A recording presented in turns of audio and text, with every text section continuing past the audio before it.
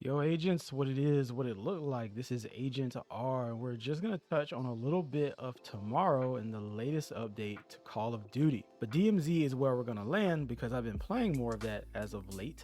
This video is also going to be a little bit of a confession for me because earlier, I think like last year, sometime in December, looking at the landscape, I made the statement that Warzone was going to be the thing to play over DMZ between the two modes. But I was wrong. DMZ is legitimately a lot of fun, the highs and the lows and everything in between. And Season 3 is looking like it's going to be the best version of this beta, as it still is so far. So let's dive into what's new.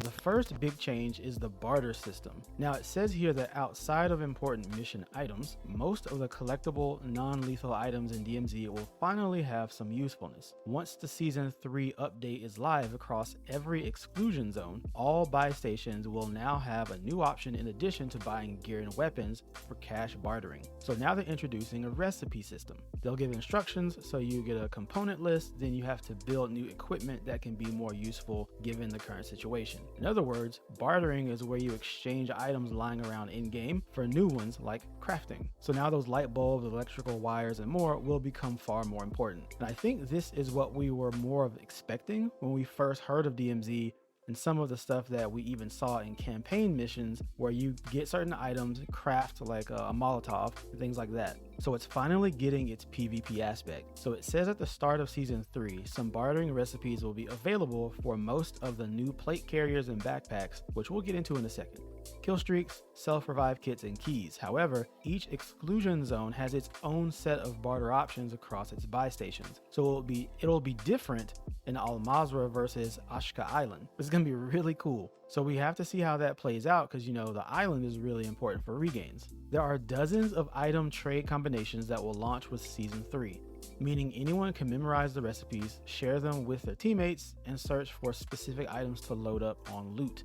Now, unfortunately, they are still pushing you to squad up with somebody, and you know, that's okay in the end, but I do enjoy solo runs myself. You can check that out when I'm streaming on Twitch and Kick in the links below in the description. But if you want me to, I can stream here on YouTube. Just let me know and pull up.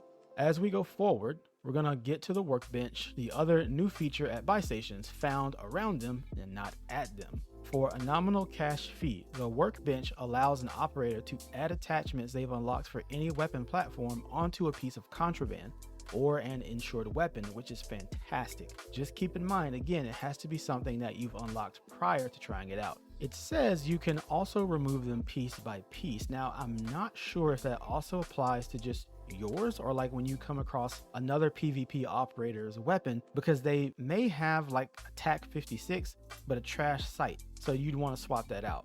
But let me know if I missed that one. Also, at the start of Season 3, every player will have 3 active duty operator slots. So that's 3 with their own soldier items. So the backpack plate carrier, kill streaks, self-revive, gas mask, you're free to swap around with your operators.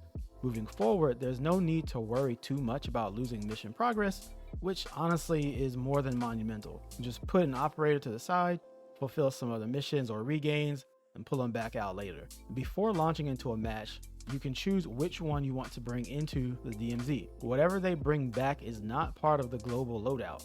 The primary weapon, the secondary weapon, lethal, tactical, and field upgrade is only for that specific active duty operator. That means contraband weapons are shared between the active duty operators, but not keys, which honestly is a little weird. I'd like to bring those back and share them also. Maybe that's something that'll change as we go along in the season and they get some data for it, but it's what we live with for now. Now for plate carriers, the backpacks, and the rebreather. In addition to the abundance of existing soldier items, there are a few new items that are coming in launch and during season.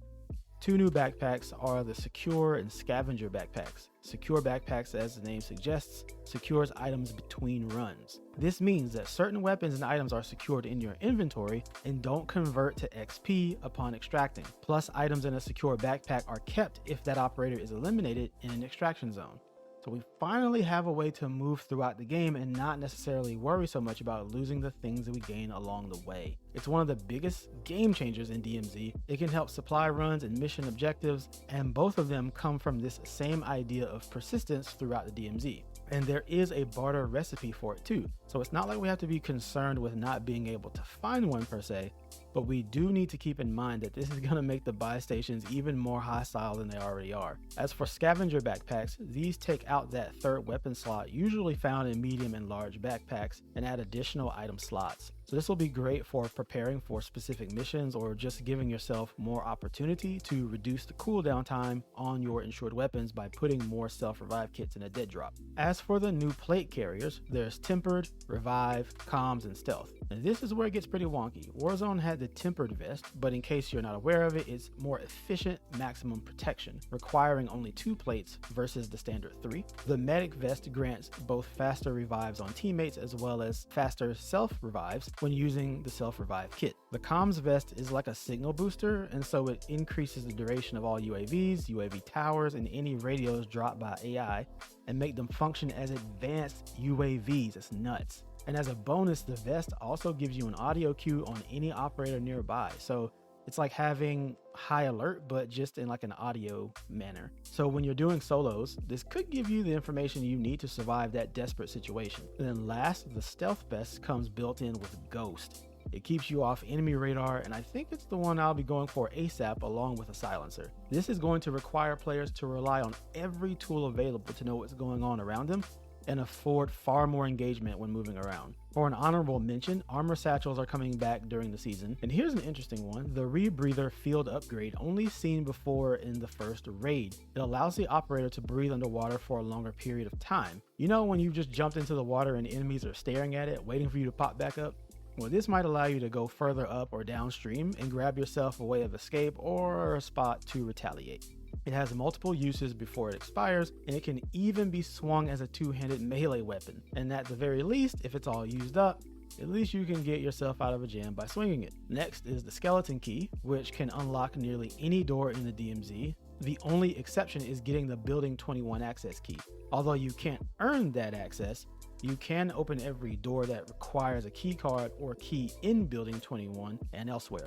Skeleton keys can only be created through a special barter system recipe, so it may be best to save it for those incredibly tough to find keys or use it as a backup for the missions that require a specific one. Keep in mind that there's going to be far more interest at buy stations because you're going to have people who are spending far more time at them with all of these new additions. So it's going to make getting and memorizing recipes that much more important to get in and out quickly. If you were wondering about your progress, Season 3 will not reset mission progress. I know that was a really big question for some of you, so it will remain intact. And there's even the new redacted faction available to all players, and will have 3 of its mission tiers available at season launch with more later on. Supply Run is a great contract being added for gearing up when your active duty operator is pretty much naked. Think of it as a lower stakes safe cracker instead of iron safes. All your operator needs to do is find wooden crates. All items there are free for the taking, so they are helping us with regains. Also making an appearance is the heavy chopper, along with new ways to privately exfil.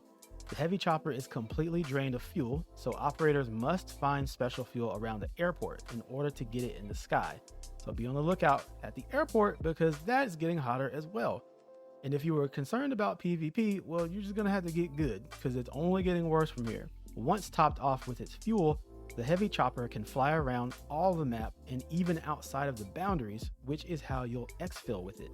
So as long as you're at the map, you're a contestant. As soon as you go into the red zone, now you're on your way out. But I do wonder how difficult it must be to find this fuel.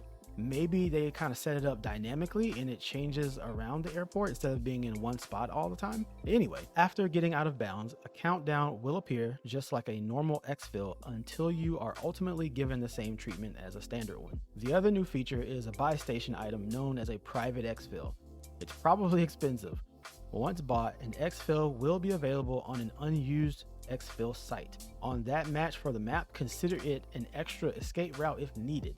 It's something that's going to be on the map, but not necessarily show up in the same way that we're used to. I'm really curious to see how all this plays out and how players adapt to the new landscape. But that's all I've got for you. The update is on its way in less than 24 hours, and I can't wait to see you in the DMZ. We're going to be doing some more of that content, so make sure to subscribe and drop a like for more entertainment and helpful videos. This has been Agent R, and until next time, prove your meta.